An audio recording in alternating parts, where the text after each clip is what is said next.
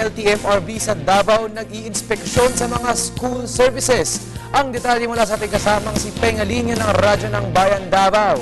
Magandang hapon sa iyo, Peng. Magandang hapon, walang kumpay ang LTO, LTFRB, Traffic Group ng DCPO at Traffic Management Center sa pagagalugad sa mga nag-ooperate ng school transport service sa buong rehiyon upang matiyak na ligtas sa mga sasakyan ng mga estudyante patungo sa kanilang mga paalala na pauwi sa kanilang mga tahanan. Ito ang sinabi ni LTFRB on si Actionman Edgar Villanan.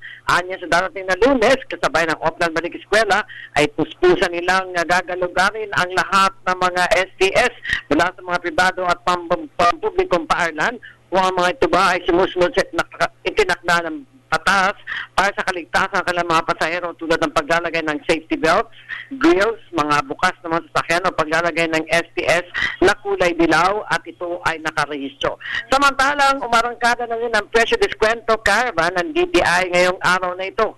Ayon kay Diet Chodolo Pasawa, DCPO Director ng DTI, nakasalukuyan ay ginaganap ang presyo diskwento caravan sa sangguniang panglungsod ng Davao City. Samantalang patuloy din anya ang kanilang monitoring sa lahat ng matindahan kung ang mga ito ay sumusunod sa tamang presyo ng kanilang tinda. At sa kanilang monitoring ay wala naman anyang lumalabag sa mga ito.